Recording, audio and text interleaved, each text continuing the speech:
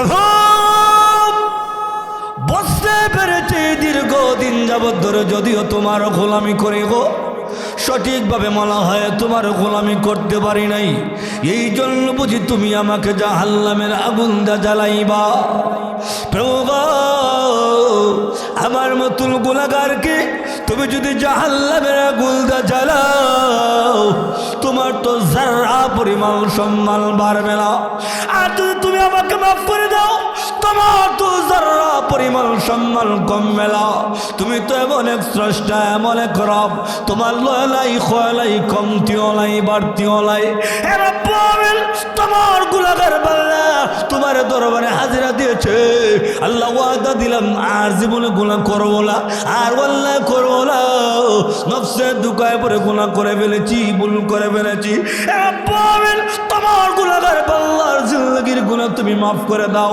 আল্লাহর বান্দা যখন চোখের পানি ছেড়ে দিয়ে কান্দে, আমার মহান আল্লাহকে ডাক দে বলে, প্রভু তারা দেখো পৃথিবীর জমিনে কোনো সন্তান যখন অপরাধ করে গো, আব্বা জায়গা দেয় না, আম্মা জায়গা দেয় না, সন্তানকে রাগ করে বাড়ির থেকে বের করিয়া দেয়।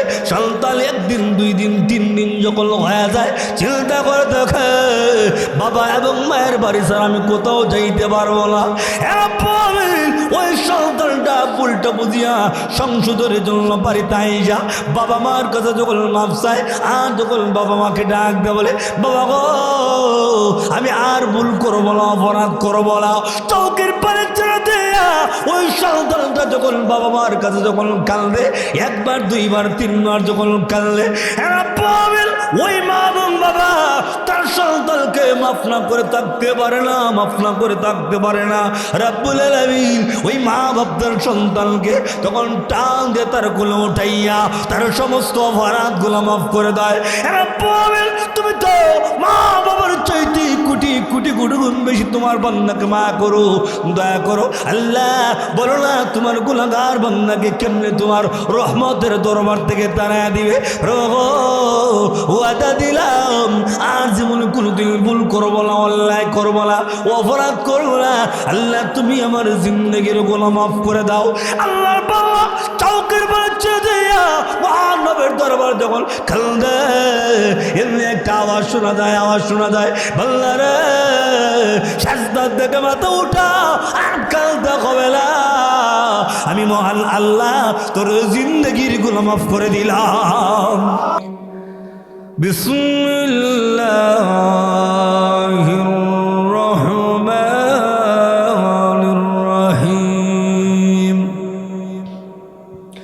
কুল্লু নাফসিন বিমা কাসাবাত রাহিনা ইল্লা আসহাবাল ইয়ামিন ফি জান্নাতি ইয়াতাসাআলুন আনিল মুজরিমিন মা সালাকাকুম ফি সাকার قالوا لم نك من المصلين ولم نك نطعم المسكين وكنا نخوض مع الخاضعين وكنا نكذب بيوم الدين حتى أتانا اليقين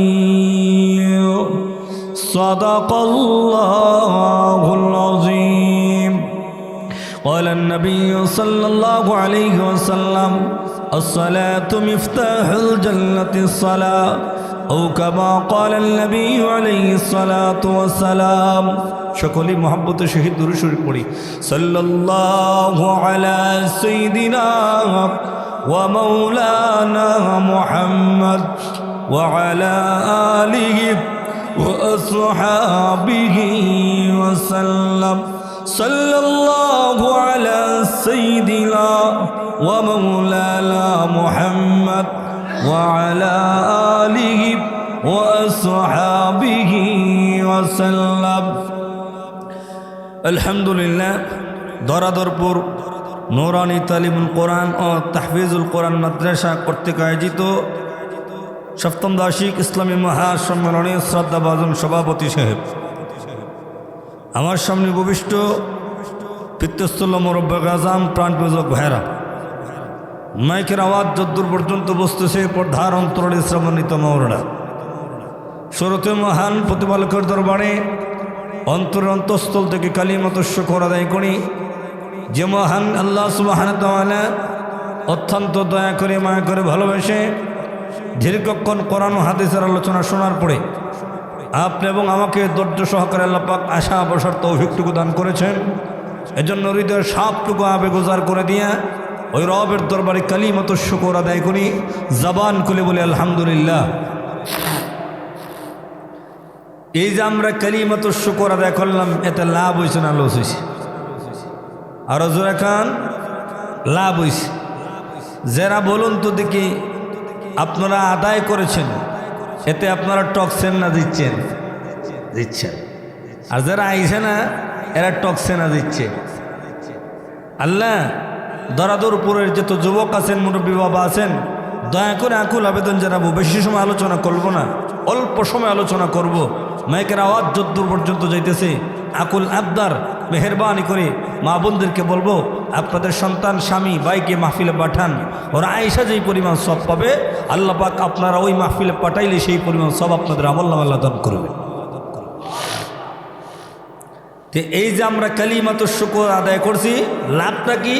নবী বলেন, কোনো বান্দা যদি বলে একবার আলহামদুলিল্লাহ, মহান আল্লাহ তার আমল নামার থেকে 30টি গুনাহ মাফ করে দিয়ে 30টি নেকি দিয়ে ভরপুর করে দেয়। একটা জোরে বলি না সুবহানাল্লাহ। কেমনে বোঝায় আপনাদেরকে আলহামদুলিল্লাহর ফজিলত? হযরত মুসা পয়গম্বরের নাম তো অবশ্যই আপনারা শুনেছেন। নবীজি গরম ছিলেন না ঠান্ডা? গরম তো ছিলেন। ওই মুসা নবী একদিন রওনা দিছেন আল্লাহর সঙ্গে কথা বলবেন তুর পাহাড়ে। ভালো করে বুঝছেন? আল্লাহর পয়গম্বর তুর পাহাড়ে রওনা দিছেন কথা বলার জন্য। প্রতিমধ্যে রাস্তা একটা যুবকের সঙ্গে সাক্ষাৎ। আল্লাহর পয়গম্বর মুসা আলাইহিস সালামকে থেকে সালাম দেয়, আসসালামু আলাইকুম ওয়া রাহমাতুল্লাহ। ওগো আল্লাহর পয়গম্বর, আমি দীর্ঘদিন যাবত ধরে আল্লাহর গোলামি করি, আল্লাহর ইবাদত করি।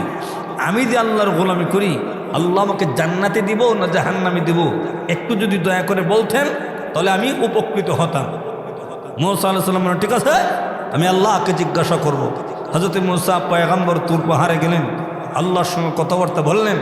শেষ পর্যায়ে বলতেছেন, আল্লাহ আপনার এই প্রিয় বান্দা দীর্ঘদিন যাবত ধরে আপনার গোলামি করে ইবাদত করে জানতে চাচ্ছে জান্নাতে যাবে না জাহান্নামে যাবে, একটু যদি দয়া করে বলতেন, তখন আমি আল্লাহ, আপনি যদি বলতেন আমি তার কাছে তার খবরটা পৌঁছায় দিতাম।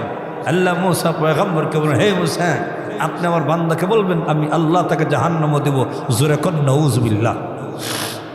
এবার দরাদহুরবাসী উত্তর দেন, যে এই লোকটা জাহান্নামে যাবে, এই কথা শুনলে লোকটা বিরক্ত লাগবে নি? কষ্ট লাগবে না? একটু উত্তর দেন, যারাই আছেন একটু উত্তর দেন, বলুন কষ্ট হইব কি হইতো না?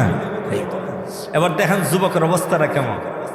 মুসা পয়গম্বর তুর পাহাড় থেকে কথা বইলা যখন চলে আসতেছেন, যুবক রাস্তা আবার সাক্ষাৎ, ও আল্লাহর পয়গম্বর, আপনি কি আল্লাহকে জিজ্ঞাসা করছিলেন? হ্যাঁ, আল্লাহ কি বলছে? তখন মুসা পয়গম্বর বলেন, আল্লাহ বলছেন তোমাকে জাহান্নামে দিব। এই কথা শোনার পরে যুবক বিরক্ত হওয়ার কথা, কষ্ট পাওয়ার কথা যুবকের জবান থেকে বের হয়েছে আলহামদুলিল্লাহ। আর জোরে বলি না আলহামদুলিল্লাহ। আল্লাহর পয়গম্বর বলেন, কিরে আল্লাহ তোকে জাহান্নামের আগুন দিয়ে জ্বালাইব, তুই থেকে আল্লাহ শুকরিয়া আদায় করস? কিছুই তো বুঝলাম না। যুবক ডাক দা, হো আল্লাহর পয়গম্বর, আমি কেন আল্লাহ শুকরিয়া আদায় করবো না?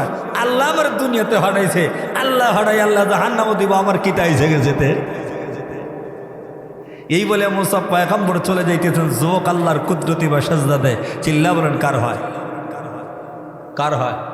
আল্লাহ। একটু জোরে খান, আল্লাহর কুদরতি বা সাজদা দেয়। যুবক ডাক দেয়, বলে, প্রভু বুঝতে পেরেছি দীর্ঘদিন যাবৎ ধরে যদিও তোমার গোলামি করে গো, সঠিকভাবে মনে হয় তোমার গোলামি করতে পারি নাই, এই জন্য বুঝি তুমি আমাকে জাহান্নামের আগুন দা জ্বালাইবা। প্রভু গো, আমার মতুল গুনাহগারকে তুমি যদি জাহান্নামের আগুন দা জ্বালাও, তোমার তো যারা পরিমাণ সম্মান বাড়বে না। আর যদি তুমি আমাকে মাফ করে দাও, তোমার তো যারা পরিমাণ সম্মান কমবে না।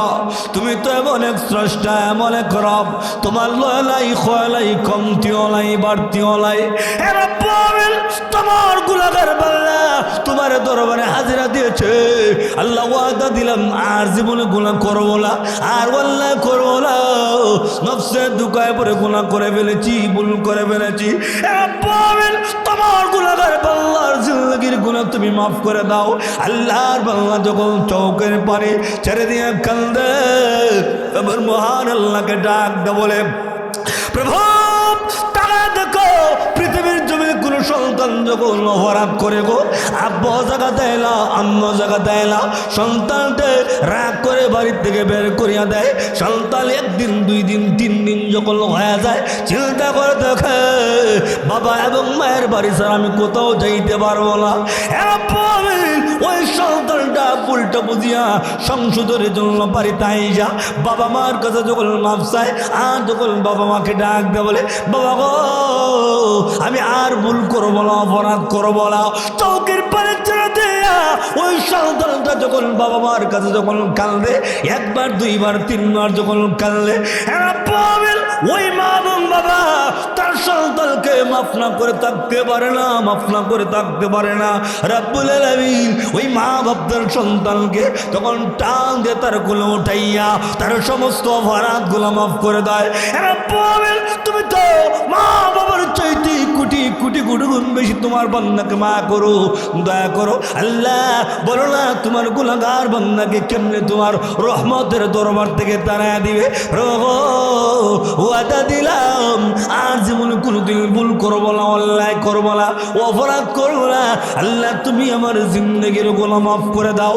আল্লাহর বাবা চৌকের বাচ্চা দিয়া মহানবের দরবার যখন কান্দে, এমনি একটা আওয়াজ শোনা যায়, আওয়াজ শোনা যায়, বাল্লারে সাজদা থেকে মাথা উঠা আর কান্দতে হবে না, আমি মহান আল্লাহ তোর জিন্দগির গুনাহ মাফ করে দিলাম। মাফ করছেন কে? আল্লাহ এখন নাই? হ্যাঁ, আল্লাহ এখন আছেন? আল্লাহ ঠিকই আছেন। আমাদের অবস্থার কেন পরিবর্তন করে না? কেন আল্লাহ আসমানে গজব দেয়? কেন আল্লাহ জমিনি গজব দেয়? কেন আল্লাহ শিলা বৃষ্টি দেয়? কেন আল্লাহ ওয়ালা মিষ্টি দেয়? কেন আল্লাহ বেঈমান কাফের মুশরিকদের হাতে আল্লাহ মায়ের খাওয়ায়? আল্লাহ ঠিকই আছেন, আমরা পরিবর্তন না। আল্লাহ ঠিকই আছেন, কে পরিবর্তন না? আমরা পরিবর্তন না। নামাজ পড়ি না, রোজা রাখি না, হজ করি না, যাকাত দেই না, পর্দায় থাকি না, সুদ তো একবারে খাই না। হ্যাঁ, সুদ নাই না? আছে। আল্লাহ পৃথিবীর মানুষ, আমি আল্লাহ আগে যেমন আমার বান্দাগুলোর গুনাহ মাফ করে দিতাম, এখন আমি আল্লাহ আমার বান্দার গুনাহ মাফ করে দেই। তবে বান্দারে আমার বান্দাগুলা আগে তার গুনার উপর অনুতপ্ত হইয়া অনুশোচনা করে মৃত্যু পর্যন্ত আমার বান্দার জিন্দেগিতে গুনাহ করে নাই, এখনো যদি কোনো আমার বান্দা তার গুনার উপর অনুতপ্ত হইয়া অনুশোচনা করে এখনো যদি সাল্লাল্লাহু হয়, আমার মহান আল্লাহ ডাক দেয়া বলে ওই বান্দার চৌকের পানি এলাকায় পৌঁছার আগে আগে আমার মহান আল্লাহ তাকে তার রহমতের কুলে আল্লাহ উঠালে। আল্লাহর পয়গম্বর রাস্তা দিয়ে যায়, যুবকটা সাজদা থেকে মাথা উঠাইয়া আল্লাহর পয়গম্বর মুসা আলাইহিস সালামকে ডাক দেয়, আল্লাহর পয়গম্বর আপনি একটু দাঁড়ান। পয়গম্বর কখনো মিথ্যা কথা বলতে পারে? নবীরা মিথ্যা কথা বলতে পারে? আল্লাহর পয়গম্বর আপনি বলেছেন আমি জাহান্নামে যাব, কথা ঠিকই আছে, কোনো সন্দেহ নাই, কোনো ইখতিলাফ নাই, কোনো সমস্যা নাই। কিন্তু আল্লাহর পয়গম্বর আমি একটা পাইলাম আল্লাহ রাব্বুল আলামিন আমার জিন্দেগির গুনাহ মাফ করে দিয়েছেন, আমি কোনটা বিশ্বাস করব? আমি জান্নাতি না জাহান্নামী? আপনি একটা ফয়সালা দিয়ে যান। এমনি আল্লাহর পয়গম্বর আবার তোর বহারে চলে যায়। আবার মহান আল্লাহ রাব্বুল আলামিনকে হযরত মুসা পয়গম্বর ডাক দেয়া বলে, প্রভু আপনি বলেছেন লোকটাকে জান্নাতে দিবেন, হ্যাঁ আমি আল্লাহ বলেছি তাকে জান্নাতে দিব। আবার আপনি নাকি বলেছেন তাকে জাহান্নামে দিবেন, হ্যাঁ আমি আল্লাহ তাকে বলেছি জাহান্নামে দিব। প্রভু দুটা ঠিক হয় কেমনে? আপনি বলেন জান্নাতে দিবেন, আবার আপনি বলেন জাহান্নামে দিবেন, কিছুই তো বুঝলাম না। আপনি তো জানেন গো আমার উম্মতগুলো একটু টেটা বুঝুন না আপনারা, ঠেটা আমাদের সমাজও নাই। মৌলানা হুজুরের নাম মনে কি মোশাহিদ আহমদ সাহেব দামাত বরকাতুহু, দেখছি মনে মনে মোশাহিদ আহমদ সাহেব একটা মাহফিল করছে, মাহফিলটা আরও বড় করে তো করতে পারতো, দেখার থেকে বড় বক্তা আনতে পারতো। এই মসজিদের মধ্যে একটা মাহফিল করে নিছে, তো কত সুন্দর জায়গা তুইয়া কালাজুরা থেকে বক্তা দাওয়াত দিয়েছে, আর কত বক্তা আছে এন টেন হ্যান ব্যাগ কথা আছে না সমাজ। এটারে আমাদের গ্রাম্য ভাষায় হয় গরুয়া, গরুয়া এরকম সমাজ লোক আসেনি, মুসানবির উম্মত আছে এরকম এমন ঘররা। এরা যদি খালি প্রশ্ন করা যদি শুরু করতো, আরে বাপরে বাপ, সূরাতুল বাকারাতে একটা ঘটনা আছে, গভীর একটা ঘটনা আছে। আল্লাহ যে কোনো ঘটনার জন্য বলেছিলেন একটা গরু জবাই করার জন্য, এরা মুসানবির হস্ত মুসানবি গরু তো জবাই করবো, এটা দেখা হইব না ডেকি হইব না দামা হইব। যদি ডেকি হয় এটা বাছুরওয়ালা হইব না বাছুর সারা হইব, রং লাল হইব না কালা হইব না দোলা হইব না সবুজ হইব না নীল হইব। সুবহানাল্লাহ, আমাদের সমাজ আসেনি। আরে 1-2 নম্বর আছেন মুসানবির উম্মত, বিহত হলে হওয়া যেত না। এরা বিহত হলেও কিন্তু মুসানবি আপনি জানো না, আপনি আল্লাহ জানেন, আমরা জানি না। আমাদের সমাজে এরকম কিছু লোক আছে, আপনারটা খায় আপনারটা ফিন্দে আপনার লোকে চলে, কিন্তু বিহত হলে হওয়া যায় না।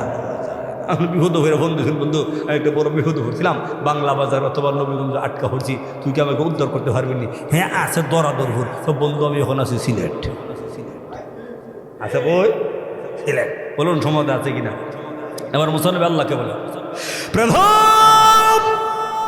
আপনি বলেছেন তাকে জাহান্নামে দিবেন, আবার তাকে আপনি বলেন জান্নাতে দিবেন। কিছুই তো বুঝলাম না, কিছুই তো বুঝলাম না। এমনি আল্লাহ রাব্বুল আলামিন মুসা পয়গম্বরকে ডাক দেয়, বলে মুসা পয়গম্বর আমি আল্লাহ আমার বান্দাকে বলেছিলাম জাহান্নামে দিব গো, কথা ঠিকই এতে কোনো সন্দেহ নাই, কোনো ইখতিলাফ নাই। কিন্তু মুসা পয়গম্বর আমার বান্দা জাহান্নামে যাবে এই কথা শোনার পরে আমার বান্দা আমি আল্লাহর প্রতি বিরক্ত হওয়ার কথা, আমি আল্লাহর প্রতি গুসা দেখাইবার কথা, কিন্তু আমার বান্দা আমি আল্লাহর প্রতি কোনো গুসা দেখাইতে না, কোনো বিরক্ত হইতে না। ওই আমার বান্দা আমি রবের দরবারে কালিমাতু শুকুর আদায় করে আলহামদুলিল্লাহ বলেছিল, আমি মহান আল্লাহ খুশি হইয়া আলহামদুলিল্লাহর বিনিময় আমার বান্দার জিন্দগির গুনাহ মাফ করে দিয়েছি। এবার আপনারাই বলুন আলহামদুলিল্লাহ বলায় আপনারা টকসেন না দিচ্ছেন, যারা আইসেন এরা টকসেনা দিচ্ছে। আমি দয়া করে দরাদরপুরবাসীর কাছে আকুল আবদার জানাবো, মা বোনদেরকে বলবো আপনাদের স্বামী সন্তানকে হটান, ইনশাল্লাহ আপনাদের জিন্দগির গুনাহ মাফ করে দিবেন কে? আল্লাহ। আল্লাহ সকলকে আমল করার তৌফিক দান করুক, সকলে বলেন আমিন।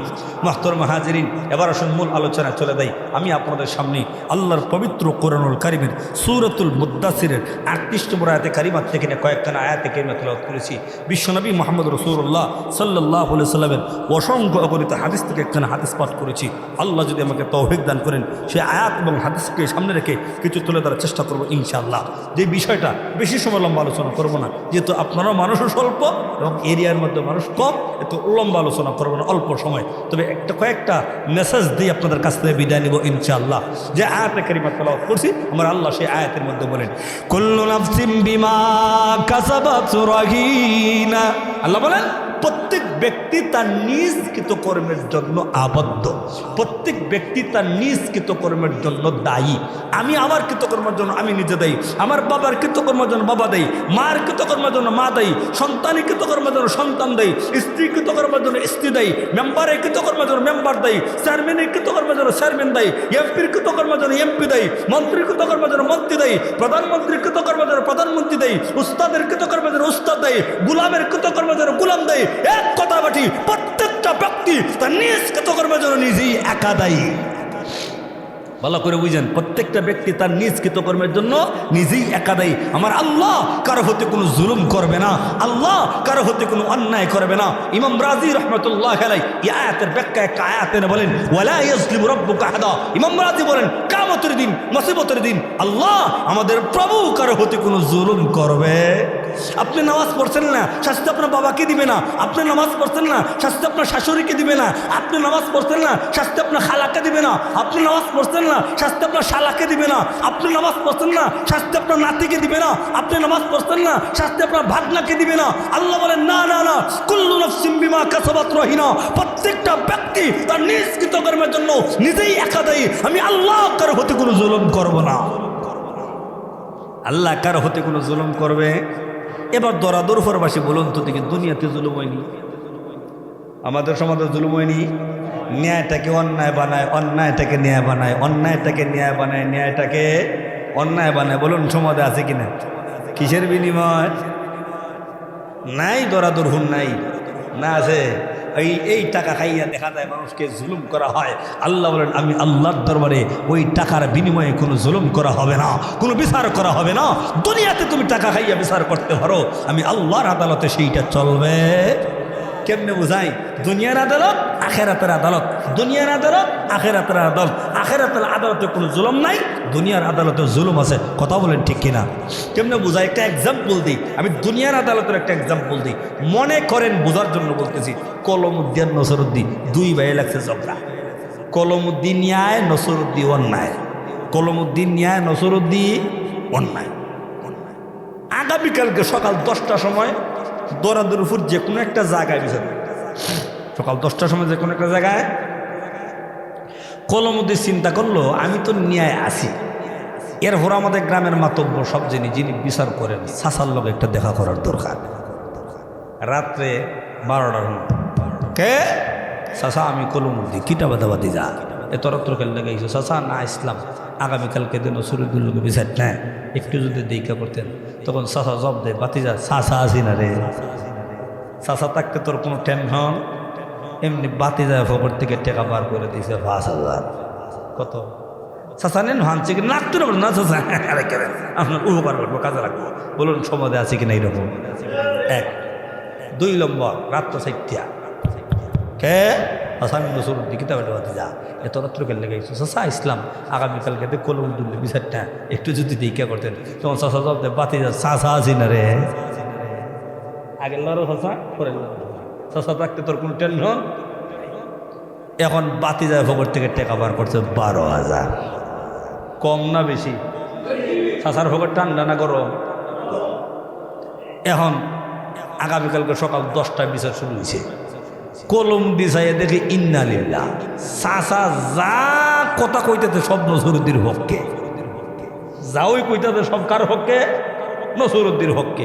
কিরে চাচা রাত্রে না কইছে চাচা আমার লাগিয়েছে, চাচা দিকে আমার কথা কিচ্ছু হয় না। এক পর্যায়ে নসরুদ্দিন হকের রায় যাইব কি? এখন বিচারক কি কইতে পারবো চাচা রাত্রে 5,000 দিছিলাম, দাঁতের ভাই ঠিক থাকবে হটটা কইতে পারে না, কইতে পারে না, সইতে পারে। এক পর্যায়ে তখন রায় দিয়া লাগব। এমনি কলমউদ্দিন চাচারে ডাক দেখা হচ্ছে, হ্যাঁ আমার একটা অনুমতি যদি দিন, একটা কথা আছে, অনুমতি দিলে তো না দেওয়ার হারা যায়। আচ্ছা কইলাম দা। এমনি কলমউদ্দিন চাচারে ডাক দেওয়া চাচা ফাঁক পাঞ্জাতরে দোয়াই দিলাম বিচারটা বুঝা কইর। ফাঁক পাঞ্জাতন বলতে কি বুঝাইছে? 5,000 কি বুঝাইছে? চাচাই বুঝছিনি? চাচাই বুঝছে। চাচা বাতি যা গা মাইরে দিছে, বাতি যায় গা মাইরে দিছে। চাচাও তো ভুরিতের চাচা না, সব চাচাই কি আর বিচার করতে পারিনি না। এমনি কলম নসরুদ্দিন এই কথা বলতোই, এমনি চাচা তখন বাতি যারা ডাক দেওয়া করে বাবা 12 আউলিয়ার ঠেলায় পারতাছি না। আসেনি সমাজ কন কেন তোরা কেমতের দিল মাসিমতের দিন আমার আল্লাহ রাব্বুল আলামিন কারো প্রতি কোনো জুলুম করবে না। আপনি 1,000 টাকা খাইয়া, 2,000 টাকা খাইয়া, 3,000 টাকা খাইয়া, 500 টাকা খাইয়া, 1 কাপ 2 কাপ চা খাইয়া তুমি ন্যায়টাকে অন্যায় বানাও, অন্যায়টাকে ন্যায় বানাও, বানাইয়া তুমি বিচার করো, বিচার করো। মানুষের প্রতি তুমি জুলুম করো, কিয়ামতের কঠিন ময়দানে আল্লাহ বলেন আমি আল্লাহ কারো প্রতি কোনো জুলুম করব না, আমি আল্লাহ কারো প্রতি কোনো অন্যায় করব না। আমার আল্লাহ বলেন বান্দারে আমি আল্লাহ কারো প্রতি কোনো অন্যায় করব না রে বান্দা, অন্যায় করব না। তুমি দুনিয়ার জমিনে নামাজ পড়ো নাই, ওই শাস্তির আমি আল্লাহ তোমার অন্য কোনো ব্যক্তিকে দিব না। তাই ইমাম রাজি রহমাতুল্লাহ আলাইহি এই আয়াতের ব্যাখ্যায় বলেন ওয়ালা ইয়াজলিমু রাব্বুকা আহাদা। ইমাম রাজি বলেন কিয়ামতের দিন, মুসিবতের দিন একটা হাদিসে বলেন আমার মহান আল্লাহ কারো প্রতি কোনো জুলুম করবে না। তাই ইমাম রাজি বলেন কিয়ামতের দিন, মুসিবতের দিন আমার আল্লাহ মানুষের বিচার করবেন 3 জন নবীর সামনে। কয়জন নবী? আরো যখন কয়জন নবী? আল্লাহ রাব্বুল আলামিন মানুষের বিচার করবেন তিনজন নবীর সামনে আল্লাহ দে কারো প্রতি কোনো জুলুম করবে না, আল্লাহ দে কারো প্রতি কোনো অন্যায় করবে না। তাই ইমাম রাজি বলেন কিয়ামতের কঠিন ময়দানে আল্লাহ তিনজন নবীর সামনে বিচার করবেন। আমি বলি আপনারা হিসাব মিলান, তিনজন নবীর মধ্যে প্রথম নম্বর নবী হলেন হযরত ইউসুফ আলাইহিস সালাম, 2 নম্বর নবী হযরত আইয়ুব আলাইহিস সালাম, 3 নম্বর নবী হযরত সুলাইমান আলাইহিস সালাম। কয়জন নবী? প্রশ্ন জাগে হুজুর তিনজন নবী কেন? আর দুনিয়াতে 3 শ্রেণী মানুষ আছে, এর বাহিরে কোনো মানুষ নেই। আমি বলি আপনারা হিসাব মিলান। এক শ্রেণী গোলাম এবং চাকরিজীবী সমাজে আসেনি, যদি এখন গোলামের কথা নাই, যারা অতীতে গুজরিয়া গেছে এরার বিচার ওইব কি হইতো না? ওইব। চাকরিজীবী একটা পার্লামেন্টে চাকরি করে আর একটা গরু হালগিরি চাকরি করে। পার্লামেন্টে চাকরি বড় আর গরু হালগিরি চাকরি ছোট। 2 নম্বর অভাবী এবং অসুস্থ। এ কিভাবে মিলে তো অভাবী, ভাত খাইতে পারে না, চলতে পারে না, আবার অসুখও লাগিয়ে আছে, আসেনি? আছে। 3 নম্বর একবারে বড় লোক থেকে নিয়ে প্রধানমন্ত্রী পর্যন্ত, এর ভিতরে সব ঢুকছে, বলুন এর বাহিরে কেউ আছে? আল্লাহ 3 শ্রেণীর ব্যক্তির বিচার। এবার তবে এখন আপনাদেরকে বলি, হাদিসটা দিলের কান্দা বুঝবেন, শুনবেন, দিলে গিতবেন, সিদ্ধান্ত আপনাদের। নামাজ পড়বেন কি পড়বেন না, রোজা রাখবেন কি রাখবেন না, ওয়াই হাদিসটা শোনার পর সিদ্ধান্ত নেবেন। এবার আসুন, আল্লাহ কিয়ামতের ময়দানে কোনো জুলুম করবে না। ইমাম রাদি হাদিসটা এনে বলেন কিয়ামতের ময়দানে আল্লাহ প্রথম শ্রেণীকে ডাক দিয়ে বলবেন, রে পৃথিবীর তুমি না গোলাম, রে পৃথিবীর তুমি চাকরিজীবী, বলো তো দেখি নামাজ কেন পড়লালা, রোজা কেন রাখলালা, আমি আল্লাহর বিধিবিধান তুমি কেন মানলালা, আমি আল্লাহর আইন তুমি কেন মানলালা, নামাজ তুমি কেন পড়লালা, আমি আল্লাহর হুকুম আকাম তুমি কেন মানলালা। গোলামকে যখন আল্লাহ রাব্বুল আলামিন ডাক দিয়ে বলবেন, তখন গোলাম আমার আল্লাহকে বলবে, প্রভু দুনিয়ার জমিনে আমি আরেকজনের গোলাম ছিলাম, আমার মুনিব আমাকে নামাজের টাইম দেয় নাই, আমার মুনিব আমাকে রোজার টাইম দেয় নাই, এই জন্য আমি নামাজ পড়তে পারি নাই, এই জন্য আমি তোমার বিধিবিধান মানতে পারি নাই। আল্লাহ রাব্বুল আলামিন বলবেন, পৃথিবীর জন্য চাকরিজীবী, বলো তো দেখি নামাজ কেন পড়লে না, রোজা কেন রাখলে না, আমি আল্লাহর বিধিবিধান তুমি কেন মানলা না। চাকরিজীবী আমার আল্লাহকে বলবে, প্রভু দুনিয়ার জমিনে আর একজনের অধীনস্থ চাকরি করতাম, আমার বস আমাকে নামাজের টাইম দিছে না, আমার এমডি স্যার আমাকে নামাজের টাইম দিছে না, ও রব্বুল আলামিন আমার এমডি স্যার আমাকে নামাজের টাইম দিয়ে নাই। অতরা দুর্বরবাসী বলুন তো দেখি, বস নামাজের টাইম দিছে না, না ভরে না, দিছে না, না ভরে না। আমি যদি নামাজ পড়ার ইচ্ছা থাকে কেউ আমার আটকাইতে পারবো না। আর জোরা কল কিয়ামতের দিন, আল্লাহ গোলাম এবং চাকরিজীবীকে যখন আল্লাহ একত্রিত করবেন, আমার মহান আল্লাহ গোলাম এবং চাকরিজীবীকে একত্রিত করিয়া আমার মহান আল্লাহ বলবেন, গোলাম রে নামাজ তুমি কেন বললা, রোজা তুমি কেন রাখলা, আমি আল্লাহর বিধিবিধান কেন মানলা। গোলাম বলবে, রব্বুল আলামিন পৃথিবীর জমিনে আর একজনের গোলাম থাকার কারণে আমি নামাজ পড়তে পারি নাই, দুনিয়ার জমিনে আর একজনের অধীনস্থ চাকরি করা থাকার অবস্থায় আমি নামাজ পড়তে পারি নাই, আমার বস আমাকে নামাজের টাইম দেয় নাই, এই জন্য আমি নামাজ পড়তে পারি নাই। এই কথা যখন বলবে, তখন আমার মহান আল্লাহ রাব্বুল আলামিন এদের যুক্তিটাকে খণ্ডন করার জন্য আমার মহান আল্লাহ তখন ডাক দিয়ে বলবেন, ইউসুফ পয়গম্বর আপনি একটু এদিকে আসেন। অতরা দরবারবাসী বলুন তো দেখি, ইউসুফ পয়গম্বরকে ছোটবেলায় মিশরবাসী বাজার থেকে কিনে নিয়েছিলেন। আর জোরা কান শুধু তাই ইউসুফ পয়গম্বর আমার মিশরের মধ্যে অর্থমন্ত্রীর দায়িত্ব তিনি পালন করেছেন, চাকরি করেছেন। আমার মহান আল্লাহ রাব্বুল আলামিন গোলাম এবং চাকরিজীবীর যুক্তিটাকে খণ্ডন করার জন্য আমার মহান আল্লাহ ডাক দিয়ে বলবেন, ইউসুফ পয়গম্বর আপনি একটু এদিকে আসেন। আল্লাহ রাব্বুল আলামিন ইউসুফ পয়গম্বরকে আল্লাহ দাঁড় করাইয়া আল্লাহ বলেন, এ দুনিয়ার জমিনে গোলাম, এ দুনিয়ার জমিনে চাকরিজীবী, তাকায়া দেখ আমার ইউসুফ পয়গম্বর একটা সেকেন্ডের জন্য আমি আল্লাহকে বলে নাই, আমি রাবকে বলে নাই, আমি আহকামুল হাকিমিলকে বলে নাই। অতএব তোমার যুক্তি কাজে লাগবে না, যুক্তি কাজে লাগবে না। আল্লাহ বলেন, দুনিয়া গোলাম, দুনিয়ার চাকরিজীবীর যুক্তিটাকে খণ্ডন করিয়া ইউসুফ পয়গম্বরকে দাঁড় করাইয়া আল্লাহ বলেন, যা তুই জাহান্নামে চলে যা। অতরা দরবারবাসী বলুন তো দেখি, কিয়ামতের কঠিন ময়দানে কোনো গোলাম এবং চাকরিজীবী যুক্তি দেখাইয়া মুক্তি ভাইব তো? আপনারা তো হইবা, ওই আপনারা হইতেন না। নামাজ বদলে গেল কিয়ামতের দিন, কোনো গোলাম এবং চাকরিজীবী আল্লাহ রাব্বুল আলামিনের কাছে কোনো যুক্তি দেখাইয়া কোনো মুক্তির কোনো ব্যবস্থা, কোনো সুযোগ নেই, কোনো সুযোগ নাই। আল্লাহর কাছে কোনো হাত চলবে না, কোনো যুক্তি চলবে না। তাই আল্লাহ পৃথিবীর গোলাম পৃথিবীর চাকরিজীবী, তুমি যুক্তি দেখাইছো দুনিয়ার জমিনে আর একজন গোলাম ছিলা, তুমি যুক্তি দেখাইছো দুনিয়ার জমিনে আর একজন অধীনস্থ চাকরি করতা, এই জন্য তুমি নামাজ পড়ো নাই, তোমার যুক্তি কাজে লাগবে না। আমার মহান আল্লাহ এদের যুক্তিটাকে খণ্ডন করিয়া আল্লাহ বলেন, যা তুই জাহান্নামে চলে যা। 3 শ্রেণীর মধ্যে কয় শ্রেণী জাহান্নামে গেছে? বাকি রয়েছে কয় দল? এবার আল্লাহ 2 দলের মধ্যে এক দলকে আল্লাহ বলবেন, রে দুনিয়ার জন্য অভাবে, এ দুনিয়ার অসুস্থ, তুই নামাজ কেন বললে না? আমি আল্লাহর বিধিবিধান কেন মানলা না? আমি আল্লাহর আইন কেন মানলা না? আমি আল্লাহর হুকুম হাকাম তুমি কেন মানলা না? তখন মহান আল্লাহ রাব্বুল আলামিন অভাবী এবং অসুস্থকে যখন আল্লাহ ডাক দিবেন, অভাবী এবং অসুস্থ আমার আল্লাহকে বলবে, দুনিয়ার তুমি আমি অভাবে ছিলাম, আমি অসুস্থ ছিলাম, এই জন্য আমি নামাজ পড়তে পারি নাই, এই জন্য রোজা রাখতে পারি নাই, এই জন্য তোমার বিধিবিধান মানতে পারি নাই। তো দুনিয়ার জমিনে অভাবের কারণে তোমার হুকুম হাকাম বিধিবিধান সঠিকভাবে পালন করতে পারে নাই। আমার মহান আল্লাহ বলবেন, হে পৃথিবীর অভাবে, হে পৃথিবীর অসুস্থ, তোমার যুক্তি কাজে লাগবে না, তোমার যুক্তি কাজে লাগবে না। কেন প্রভু আমার যুক্তি কেন কাজে লাগবে না?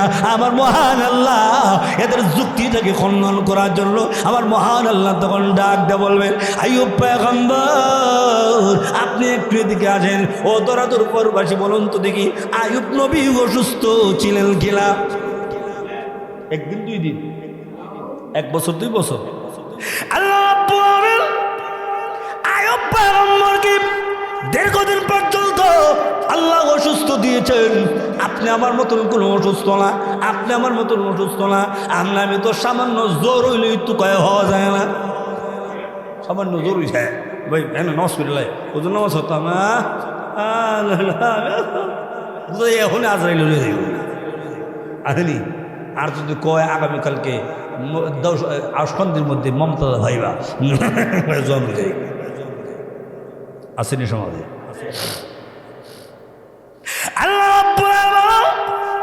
পৃথিবীর অভাবী, পৃথিবীর অসুস্থ, বলো তোদিকে নামাজ করু বললা না, আমি আল্লাহর বিধিবিধান তুমি কেন মানলা না?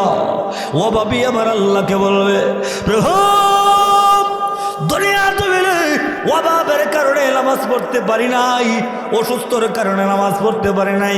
আমার মহান আল্লাহ এদের যুক্তি খণ্ডনের জন্য আইয়ুব নবীকে যখন দাঁড় করাইবেন, ও দরাদুরপুরবাসী, আইয়ুব নবী 1 দিন নয় 2 দিন নয়, দীর্ঘদিন পর্যন্ত অসুস্থ ছিলেন। আপনি আমার মতন অসুস্থ না।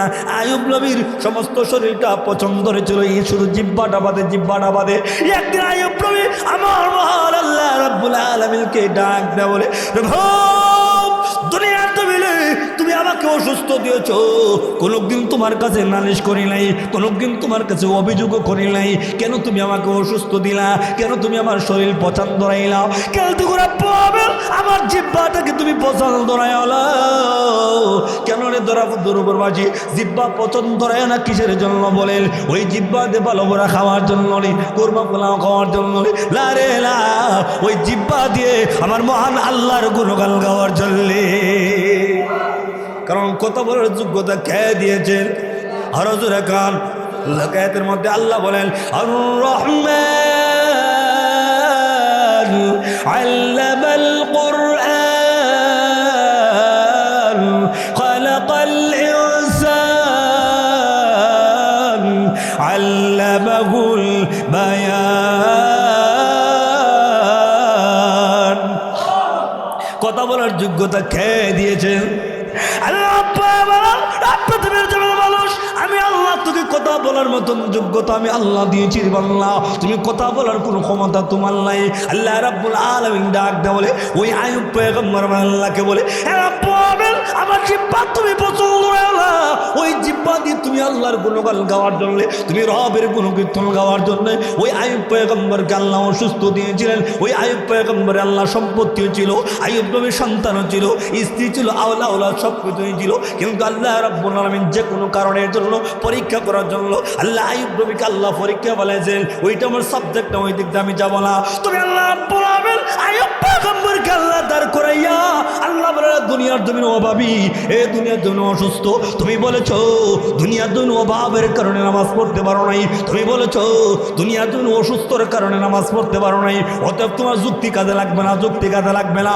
টাকা আমার আইয়ুব পয়গম্বর অসুস্থ থাকার অবস্থায় অবস্থায় অভাব থাকাকালীন অবস্থায় একটা সেকেন্ডের জন্য আমি আল্লাহকে বলে নাই, আমি রবকে বলে নাই, আমি আল্লাহ আহকামুল হাকিমকে বলে নাই। অতএব তোমার যুক্তি কাজে লাগবে না।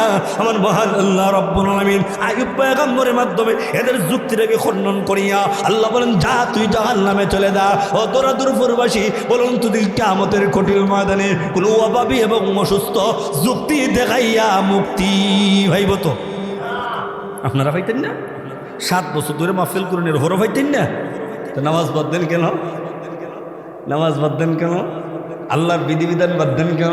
তাতে বোঝা যায় আল্লাহর আদালতে কোনো যুক্তি কাজে লাগবে, তার নামাজও সারা যাবে। যা জাহান্নামে যা, তোর যুক্তি কাজে লাগবে না। ইমাম রাজি সুন্দর করে তাফসীরে জালাম দেন। আল্লাহ বলেন কিয়ামতের ময়দানে কোনো জুলুম করবে। 3 দলের মধ্যে কয় দল গেছে জাহান্নাম? বাকি রয়েছে কয় দল? এবার আল্লাহ বলেন, রে পৃথিবীর জমিনে রাজা বাদশা, যা কোনো দেশের রাষ্ট্রপ্রধান, এমপি, মন্ত্রী, প্রেসিডেন্ট, বড় লোককে আল্লাহ বলবেন, হে দুনিয়ার জমিনে রাজা বাদশা, তুমি কেন নামাজ পড়লা না? তুমি কেন আমি আল্লাহর বিধিবিধান মানলা না? আমি আল্লাহর আইন কেন মানলা না? পর্দায় কেন থাকলা না? আমি আল্লাহর হুকুম আকাম তুমি কেন মানলা না? রাজা বাদশা আমার আল্লাহকে বলবে, প্রভু দুনিয়ার জমিনে আমি দুনিয়ার জমিনের জনসাধারণের খেদমত করতে গিয়া নামাজের টাইম পাইছিলাম। কার খেদমত? আমরা কার? ওই সামনে নির্বাচন এসে দেখবেন, ওই দেখবেন এরকম প্যান্ডেল বান্ধা, স্টেজ বান্ধা। ভাইয়ের আমার, বন্ধুরা আমার, আল্লাহ পাক যদি আগামীতে আমাকে নির্বাচন হাস করায়, দৌড়াদৌড় রাস্তা রাখতাম না করে, বাইরে বাইরে করে রাস্তা নিয়ে করে ধাক্কা করে পৌঁছাই দেবো। জোহর, আসর, মাগরিব, এশা নামাজের খবর নাই। আবার কিছু নেতারা নামাজও পড়ে।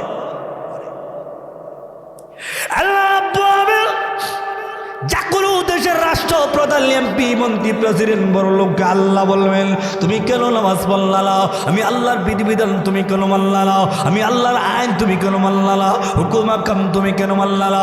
তখন রাষ্ট্রপ্রধান আমার আল্লাহকে বলবে, প্রভু দুনিয়ার জমিনে আমি এই আল্লাহ রাব্বুল আলামিন জনসাধারণের খেদমত করতে কেন আমাদের টাইম পাই দিনা, রোজার টাইম পাই দিনা, তোমার বিধিবিধান মানার টাইম পাই দিনা, পর্দা মানার টাইম পাই দিনা, এই জন্য তোমার বিধিবিধান মানতে পারে নাই, হুকুম আকাম মানতে পারে নাই। এবার আল্লাহ রাব্বুল আলামিন এদের যুক্তি লাগিয়ে খণ্ডন করার জন্য আমার মহান আল্লাহ রাব্বুল আলামিন ডাক দেয়া বলেন, সুলাইমান পয়গম্বর আপনি একটু এদিকে আসেন। ও দরাদর পূর্বাসী বলুন তো দেখি, সুলাইমান পয়গম্বর বাংলাদেশের বাদশা ছিলেন? হ্যাঁ, আল্লাহ সুলাইমান পয়গম্বরকে তামাম পৃথিবীর জমিনের বাদশা আল্লাহ বানাইছে। সুলাইমান পয়গম্বর মানুষের বাদশা, জিনের বাদশা, ফরিদের বাদশা, বাতাসের বাদশা, পশু পাখির বাদশা, মাছের বাদশা, গাছের বাদশা, পানির বাদশা। আল্লাহ এত বড় বাদশা বানাইছে। এরপর সুলাইমান পয়গম্বর একটা সেকেন্ডের জন্য আমি আল্লাহকে বলে নাই, আমি রবকে বলে নাই, আমি আহকামুল হাকিমকে বলে নাই। ও দুনিয়ার জমিনের রাজা বাদশা, তোমরা যুক্তি দেখাইছো দুনিয়ার জমিনে আরেকজন, দুনিয়ার জমিনে মানুষের খেদমত করার জন্য আমাদের টাইম পাইছো না। টাকাতে আমার সুলাইমান পয়গম্বর একটা সেকেন্ডের জন্য আমি আল্লাহ, আমি প্রভুকে আমার সুলাইমান পয়গম্বর আমাকে আল্লাহকে বলে নাই। অতএব তোমার যুক্তি কাজে লাগবে না। ও দরাদর ফারবাসী বলুন তো দেখি, কিয়ামতের ময়দানে আপনাদের এরিয়ার কোন নেতা নেত্রী যুক্তি দেখাইয়া মুক্তি ভাইবনি সুযোগ আসেনি? তাহলে বোঝা যায় আল্লাহর আদালতে কোনো যুক্তির মাধ্যমে কোনো মুক্তির ব্যবস্থা আল্লাহ দুনিয়ার গোলাম, দুনিয়ার জমিনে মানুষ, তোমরা যে অসুস্থ, এই অসুস্থ মানুষ যে যুক্তি দেখাও ওই যুক্তি কাজে লাগবে না। আমি আল্লাহর কাছে যুক্তির মাধ্যমে কোনো মুক্তির ব্যবস্থা নাই। তাহলে ওই হাদিস দ্বারা কি প্রমাণ হইল?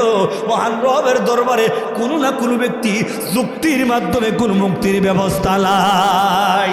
সেই কথাটাই আমার আল্লাহ বলেন, কুল্লু নাফসিম বিমা কাসাবাত রাহিনা। এমপি জবাব এমপি দিব, মন্ত্রীর জবাব মন্ত্রী দিব, গোলামের জবাব গোলাম দিব, চাকরের জবাব চাকরে দিব। এক কথা বাটি আমার আল্লাহ কারো প্রতি কোনো জুলুম করবে না।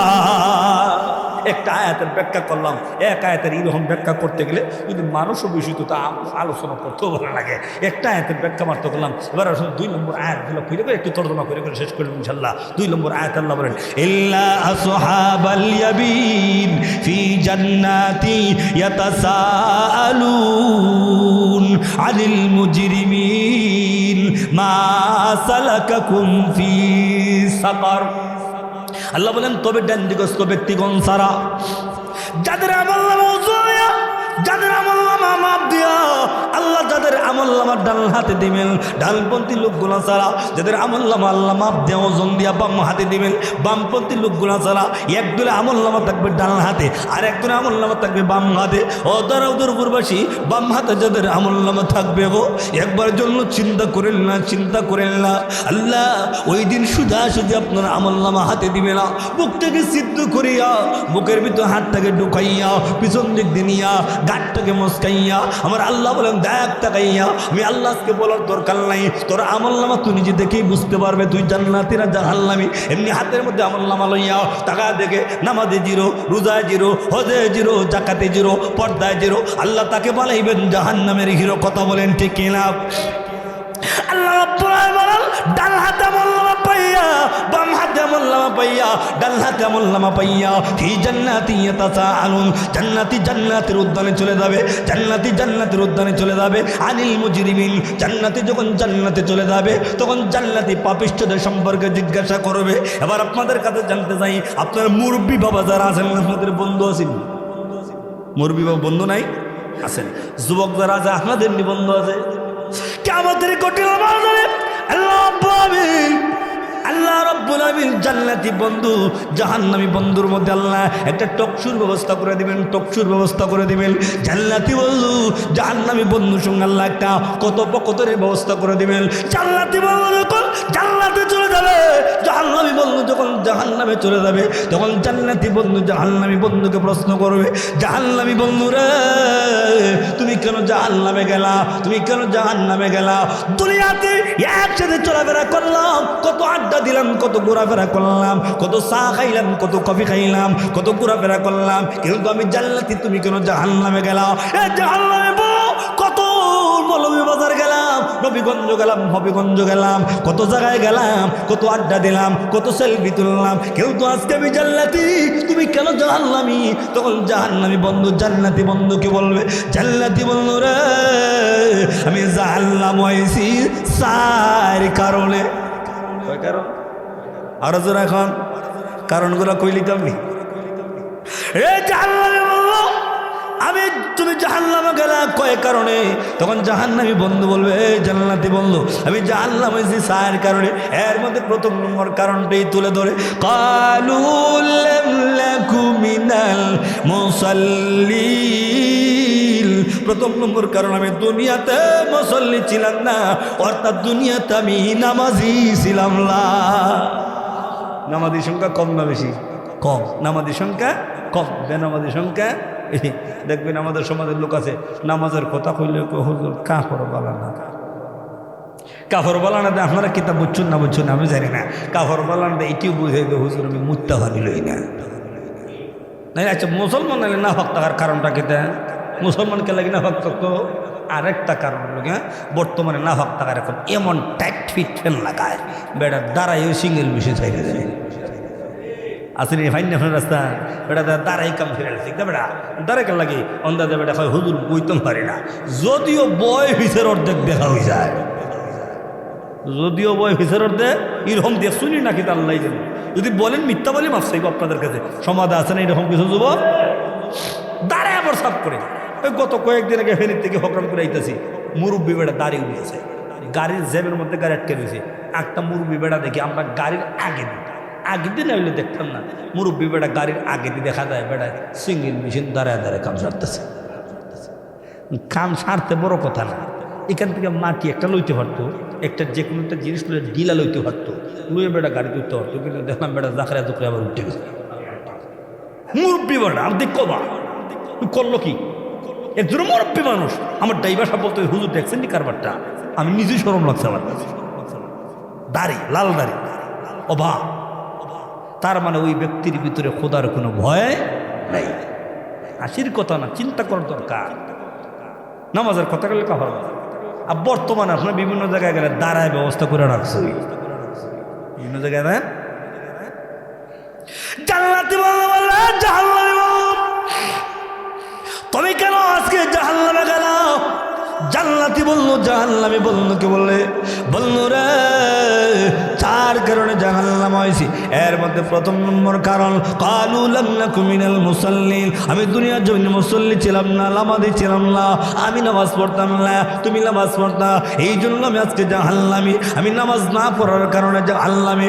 এ বললাম দুনিয়াতে একসাথে চলাফেরা করতাম ঠিকই আছে, আড্ডা দিতাম কথা ঠিকই আছে, দরাদরপুর মাহফিলের মধ্যে তুমিও গিয়েছিলা, আমিও গিয়েছিলাম, মাগরিব থেকে এশা পর্যন্ত বয়ান তুমিও শুনছিলা, আমিও বয়ান শুনছিলাম। কেউ ধরে বলো যেই মুহূর্তে এশার আযান হয়েছে তুমি প্যান্ডেল থেকে বের হয়েছো, আমিও প্যান্ডেল থেকে বের হয়েছি। তুমি প্যান্ডেল থেকে বের হইয়া ওযুর পানি তালাশ করিয়া পবিত্র হইয়া আমার আল্লাহকে খুশি করার জন্য মসজিদে গিয়ে তুমি নামাজ আদায় করেছো। আর আমি প্যান্ডেল থেকে বের হইয়া দোকান বাড্ডে বুঝিনি কেন গিয়া ফান আর সিগারেট টানছিলাম, ফুইরেন্টের লগে ডেক্কা লাগছিলাম, আছে না? হয়তো এখানে দোকান কম হইতে পারে, ভিন্ন জায়গায় গিয়া তখন ডেক্কার লাগে ঢুকা যায়। আমি নামাজ পড়তাম না, ওযু হাত দেখাইয়া আমি নামাজ থেকে বিরত থাকতাম, তুমি নামাজ আদায় করতা, আমি নামাজ পড়তাম না। আমি বিভিন্ন অজুহাতের মাধ্যমে নামাজ বাদ দিতাম, তুমি নামাজের কথা বললেই তুমি অজুহাত দেখাই দাও। ক্বালু লাম নাকু মিনাল মুসাল্লিন, হে বন্ধু দুনিয়ার তুমি আমি মুসল্লি ছিলাম না, অর্থাৎ আমি নামাজে ছিলাম না, আমি নামাজ পড়তাম না, তুমি নামাজ পড়তা, আমি বেনামাজি ছিলাম, তুমি ছিলে নামাজি, এইটাই কারের মধ্যে রাখলাম। 2 নম্বর কারণ তুমি কেন জাহান্নামে গেলা? ক্বালু লাম নাকু মিনাল মুসাল্লিন ওয়া লাম নাকু তুইমুল মিসকিন। তরজমা করে শেষ করে বলবো ইনশাআল্লাহ। 2 নম্বর কারণ দুনিয়ার তুমি আমি মিসকিনদেরকে আর্থ দিতাম না, আল্লাহর রাস্তা দান করতাম না, আমি মানুষগুলোকে আল্লাহর রাস্তা দিতাম না। সমাজে আসিনি আল্লাহ রাস্তা দান করে না ভাই, কেউ তুমি আল্লাহ রাস্তা দান করে নাও। কেউ কেছে ভাই বড় বিপদ করছি, আমার কি 2,000 টাকা কর্জা দেওয়া দেবো? বন্ধুর কাছে কেছে বন্ধু 2,000 টাকা কি কর্জা দিতে পারবে? ও বন্ধু 2,000 টাকা কর্জা দিতাম, তোর বাবের এগা নিজে 2 মাস ধরে টানাটুনি, নিজে 2 মাস ধরে টানাটুনি। আর একজনকে ঘুরে হয়েছে ভাই সাহেব বড় বিপদ হয়ে ইসলাম, আমার কি 20,000 টাকা দেওয়া যাইব? তখন ভাই সাহেব গলা চিবাদ দেখায় হাজারা কতলা দিব বলেন, এটার কিতাব হয় আপনারা? আবার কোন সুদ সমাধে নাই না আছে? সুদ খাওয়া হালাল না হারাম? এই দিক দিয়ে বেটা দেয় না, ওই দিক দিয়ে সুদে দেখা দেয়, 1,500 দিয়ে দেয়, সমাধে আছে কিনা? তুমি আমি সুদ খাইতাম, তুমি সুদ খাইতালা, তুমি অট্টালিকার মালিক ছিলা, টাকার মালিক ছিলা। বন্ধুরা তুমি অল্প টাকার মালিক ছিলা, অল্প টাকার মালিক ছিলা, আমি কোটি কোটি টাকার মালিক ছিলাম। আমি সারা জিন্দগি বলতাম লাভের লাভ, লাভের লাভ, এটাই ছিল আমার সারা জিন্দগি। ও অর্থাৎ আমি সুদের মধ্যে অটল ছিলাম, তুমি সুদ খাইতালা, অল্প টাকার মালিক ছিলা, তুমি আল্লাহ রাস্তা দান করতা, জান্নাতে দিত, আল্লাহ রাস্তা দান করতা, এই জন্য তুমি জান্নাতি। কেমনে বুঝাই রে মুসলমান, কেমনে বুঝাই? আল্লাহ রাস্তা দান করলে পরে আমার আল্লাহ বলেন, মহান আল্লাহ 1 টাকা দান করলে 10 টাকা আল্লাহ বাড়ায়া দেয়। 1 টাকা দান করলে কয় টাকা? কেমনে বোঝায়? এই আয়াতের ব্যাখ্যা একটা হাদিস বললে বুঝতে পারবেন। আল্লাহ নবী বিশ্বনবী রাহমাতুল আলামিন মুহাম্মদুর রাসূলুল্লাহ সাল্লাল্লাহু আলাইহি ওয়াসাল্লামের একজন সাহাবী, আহলে বাইতের অন্তর্ভুক্ত, জান্নাতি সার্টিফিকেট প্রাপ্ত সাহাবী হযরত আলী রাদিয়াল্লাহু তাআলা আনহু। ওই ফ্যামিলির মধ্যে 3 দিন হইল চুলায় আগুন ধরে না, ঘরের মধ্যে কোনো খাবার নাই, কোনো কিছু নাই, কোনো কিছু নাই। একদিন ফাতেমা রাদিয়াল্লাহু তাআলা আনহার কাছে হযরত আলী রাদিয়াল্লাহু তাআলা আনহু যাওয়া ডাক দেয়া বললেন, ফাতেমা গো, ঘরের মধ্যে কোনো খাবার আছে কিনা, কোনো কিছু আছে কিনা? ফাতেমা ডাক দেয়া, এ স্বামী, ঘরের মধ্যে কোনো খাবার নাই, কোনো কিছু নাই, তবে একটা চাদর আছে, ওই চাদরটা নিয়ে বাজারে বিক্রি করে নাও। আল্লাহর নবীর সাহাবী হযরত আলী রাদিয়াল্লাহু তাআলা ওই চাদরটা নিলেন, চাদরটা নিয়ে বাজারে নিয়ে বিক্রি করলেন। বাজার বিক্রি করার পরে ওই চাদরটা বিক্রি করছেন 6 দিরহাম। কয় দিরহাম? আবার বলুন 6 দিরহামে কিছু খাবার পাওয়া যাইব কিনা? হযরত না। এবার আল্লাহর নবীর সাহাবী হযরত আলী রাদিয়াল্লাহু তাআলা 6 দিরহাম দিয়ে যখন 6 দিরহাম দিয়ে যখন ওই চাদরটা যখন বিক্রি করলেন, মনে মনে আনন্দ, মনে মনে ফুর্তি, আল্লাহর রাস্তায় কিছু দান করা যাবে, মনে মনে আনন্দ। আমি এখন আমার ফ্যামিলির জন্য কিছু খাবার কিনে নিতে পারবো, ফ্যামিলির মধ্যে কিছু খাবার দিতে পারবো। ওই আনন্দ উল্লাস নিয়ে যখন বাড়ির দিকে যায়, আসমানের মধ্যে মধ্যে দুইজন ফেরেশতা একজন আরেকজনের সঙ্গে কথোপকথন কথাবার্তা বলতেছে। নবীজি সাহাবায়ে কেরামের অভ্যাস হলো নিজে খাইয়া না খাইয়ে আল্লাহ রাস্তা দান করে। একজন ফেরেশতা কয় থাকলেই দে, না থাকলে দেয় না। আমার আল্লাহটা তোমার রাস্তা ঝগড়া করে কোনো দরকার নাই। ওই টাকা দে আলী রাস্তা দিয়ে হেঁটে যাইতে একটু পরীক্ষা করে নাও, পরীক্ষা করে নাও। মানব প্রকৃতি দেওয়া করে আল্লাহ নবী বিশ্ব নবী রাহমাতুল্লাহ আলামিনের সাহাবীর দরবারে এসে কয়, ও আলী কোথায় যাইতেছো? বাড়িতে যাইতেছি। আলী রে 3 দিন কইলো পেটে কোনো খাবার দিতে পারি না, আমার কিছু দিবাইনি। আলী কয় খাটা গায়ে লবণ সিটা লাগাইও না, নিজেই তো 3 দিন ধরে উপা। আমার আল্লাহ ডাকতে বলো রাস্তা আমার নামটা ধরে দে, আমার নামটা ধরে দে। গালি দেয় কিনা দেখবেন ভিক্ষুকরা একই কথা দুইভাবে করে। কিছু ভিক্ষুক কয় ভাই আমাকে কিছুদিন খাইতাম, আবার দেখা যায় কিছু ভিক্ষুক কয় ভাই আমাকে আল্লাহ রাস্তায় দেন। কথা বলেন ঠিক কিনা? রাস্তা আমার নামটা ধরে দে, তোমাকে দেয় কিনা? এমনি লোকটা ডাক দেওয়া বলে আলী রে আমাকে তুমি আল্লাহ রাস্তায় দিবাইনি। এমনি যখন আমার আল্লাহর নামটা ধরে ফেলেছেন হযরত আলী রাদিয়াল্লাহু তাআলা বলেন, ভাই রে তুমি আমার আল্লাহর নাম ধরে ফেলেছো গো, আর তো দেরি করা যায় না, আর তো বিলম্ব করা যায় না। লেও 6টা দিরহাম আল্লাহ রাস্তায় দান করে দিলাম। 6টা দিরহাম আল্লাহ রাস্তা দান করিয়া হযরত আলী মনে মনে আনন্দ, মনে মনে ভর্তি। আমি তো আল্লাহ রাস্তা দান করে ফেলেছি, আমি তো সবের কাজ করে ফেলেছি, ভালো কাজ করে ফেলেছি। আমাদের সমাজের লোকগুলা এখন গুনার কাজ কইরা খুশি, সাহাবায়ে কেরাম সবের কাজ কইরা খুশি। কথা বলেন ঠিক না? বেড়ির লোকে কথা কয়, পার্ক গিয়া কথা কয়, আড্ডা দেয়, ভিতরে কোনো মরণের ভয় নাই, গুনার ভয় নাই, জাহান্নামের ভয় নাই, খুব দিব্যি চলাফেরা করে আনন্দ উল্লাস নিয়া। কিন্তু না, সাহাবায়ে কেরাম দেখা যায় সবের কাজ করে আনন্দ করতেন। কথা বলেন ঠিক না? এবার আল্লাহর নবীর সাহাবী হযরত আলী রাদিয়াল্লাহু তাআলা আনহু 6টা দিরহাম আল্লাহ রাস্তা দান করিয়া যখন বাড়ির দিকে রওনা দিলেন, এমনি আমার আল্লাহ আসমানের ফেরেশতাকে ডাক দেওয়া, আরে স্যার আমার আলী তো পরীক্ষায় উত্তীর্ণ হয়েছে, আমার আলী তো পরীক্ষা পাস করেছে। ফেরেশতা যা জান্নাত থেকে সাদা দবদবে একটা উট নিয়ে রাস্তার কিনারা দাঁড়ায় থাক। আল্লাহর নবীর সাহাবী হযরত আলী রাদিয়াল্লাহু তাআলা আনহু যেই রাস্তা দিয়ে হেঁটে যায় এমনি তাকায় দেখলেন একজন লোক একটা উট নিয়ে দাঁড়ায় আছে। এমনি তাকাইছেন, চেহারাটা আবার ঘুরায় লাইছেন। আলী রে ও আলী তুমি উটের দিকে তাকাইলা, চেহারা ঘুরাইলা কেন? উটটা পছন্দ হয়েছে নাকি কিনবা লাগে? আলী বলেন ভাই উটটা তো কিনবো ঠিকই আছে, পছন্দ হয়েছে ঠিকই আছে, পকেটও কি নাই, কিছুক্ষণ লাগাছিল গেলাম। কেন তো আল্লাহর নবীর সাহাবী আলী রাদিয়াল্লাহু তাআলা নূর পকেটের মধ্যে কোনো টাকা নাই, কোনো কিছু নাই। হে আলী তুমি না উটটা কিনবা, তুমি যদি উটটা কিনতে যাও তোমার কাছে উটটা আমি বাকিতে বিক্রি করবো। সুবহানাল্লাহ। আলী বলেন ভাই তুমি যদি বাকিতে আমার কাছে বিক্রি করো, বাকিতে বেচলেও তো তোমার টাকা দিতে হইব। কথা কোন ঠিক না? আর আমরা যদি কোনো দোকানদারের কাছে নিয়েছিলাম ওরা বিগত করছি আমাদের কি 10,000 টাকা মাল দেওয়া যাবে, ওই আটকে সাথে নাও 10,000 টাকা মাল দিয়েছি, 5,000 টাকা দিছে। দেখবেন বাকি 5,000 টাকা রয়েছে 2 বছরের ভিতরে দোকানের দ্বারের কাছে যায় না। আসেনি 2 বছর পরে পাইসাম আপনার কাছে 5,000 টাকা। আরে বাপরে বাপ তোমার 5,000 টাকা লইয়া কিন্তু আমি দরাদর উপর সার দিব না কিতা, হ্যাঁ কেন তো আল্লাহ নবীর সাহাবী হযরত আলী রাদিয়াল্লাহু তাআলা বলেন ভাই রে আপনার কাছ থেকে উটটা যদি কিনি বাকিতে কিনলে তো টাকা দিতে হবে। লোকটা ডাক দেয়, ও আলী তোমার যেই দিন ইচ্ছা ওই দিন দিও। সুবহানাল্লাহ। আমরাও যদি খালিটা সুযোগ দেয় আমরা ওই ভাই দোকানের যা আছে সব দিয়ালা, মরার আগে হুলার ওষুধ করবো তোর টাকা দিত, এমনি তো দিত চায় না। কেন আলী রাদিয়াল্লাহু তাআলা বলেন ভাই যেহেতু আমাকে একটা সুযোগ দিয়েছিলেন আপনার উটের দাম কত? ভাই আমার উটের দাম হলো 100 দিরহাম। কয় দিরহাম? ভাই উঠবেন না, শেষ করে নেবো, এখন শেষ করে। উটের দাম কত? 100 দিরহাম। 100 দিরহাম দিয়ে উটটা কিনলেন, খরিদ করলেন। উটটা কিনিয়া আল্লাহর নবীর সাহাবী যখন বাড়ির দিকে রওনা দিলেন, বাড়ির দিকে রওনা দেওয়ার পরে আমার আল্লাহ ডাক দিল, ফেরেশতা আমার আলী উটটা কার কাছে বিক্রি করবে, কার কাছে বিক্রি করবে?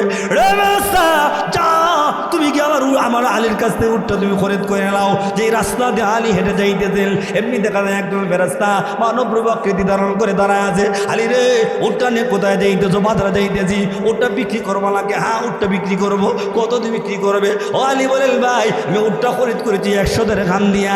আপনি যদি উঠটা কিনতে চান উঠের দাম হলো 160 দিরহাম। কয় দিরহাম? সত্য কইছেন না মিথ্যা কইছেন? আলী রাদিয়াল্লাহু তাআলা উটটা খরিদ করেছেন 100 দিরহাম দিয়া, বিক্রি করবেন 160 দিরহাম দিয়া। আলী রাদিয়াল্লাহু তাআলা 100 দিরহাম দিয়ে উটটা কেনার পরে এবার বিক্রি করলেন 160 দিরহাম। এবার 160 দিরহাম দিয়ে বিক্রি করলেন। ও তারা দরবার পাশে জানতে যাই আলী লাভবান কয় দিরহাম? আরো জোরে কল্লা 60 দিরহাম। আল্লাহ রাসূল দান করেছিলেন কয় দিরহাম? ওই যে 6 দিরহাম আল্লাহ রাস্তায় দান করেছিলেন। আমার মহান আল্লাহ 6 দিরহামের বিনিময় আলীকে 60 দিরহামের মালিক বানাইয়া দিয়েছে।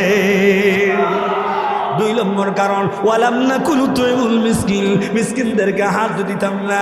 3 নম্বর কারণ ওয়া কুন্না নাখুদু মাআল খাওয়িদিন, আমি সমালোচনা করতাম, গীবত করতাম, শাকায়াত করতাম, ইসলামের শাকায়াত করতাম, ইসলামের গীবত করতাম, এই জন্য জাহান্নামী। 3 নম্বর কারণ। 4 নম্বর কারণ ওয়া কুন্না নুকাদ্দিবু বিয়াউমিদ্দিন, আমি পরকাল বিশ্বাস করতাম না, আখিরাত বিশ্বাস করতাম না, জান্নাত জাহান্নাম বিশ্বাস করতাম না। কতদিন পর্যন্ত হাত্তা আতানাল ইয়াকিন। ও বন্ধু ওই 4টা বদ খাসলত। 1 নম্বরে নামাজ পড়তাম না, 2 নম্বরে আল্লাহর রাস্তা দান করতাম না, 3 নম্বরে গীবত শাকায়াত করতাম, সমালোচনা করতাম, 4 নম্বরে পরকাল আখিরাত বিশ্বাস করতাম না। হাত্তা আতানাল ইয়াকিন, আমার মরণ পর্যন্ত 4টা বদখাসলতের প্রতি অটল ছিলাম। এই জন্য জাহান্নামী তোমার মরণ পর্যন্ত 4টা ভালো আমলের প্রতি তুমি আমলদার ছিলা। 1 নম্বরে নামাজ পড়তা, 2 নম্বরে আল্লাহর রাস্তা দান করতা, 3 নম্বর গীবত শাকায়াত সমালোচনা করতা না, 4 নম্বর পরকাল আখিরাত বিশ্বাস করতা। কতদিন পর্যন্ত? হাত্তা আতানাল ইয়াকিন, তোমার মরণ পর্যন্ত ভালো পথে, আমার মরণ পর্যন্ত মন্দ পথে। এই জন্য তুমি জান্নাতি আর এই জন্য আমি জাহান্নামী। বলুন সমাজে আছে কিনা?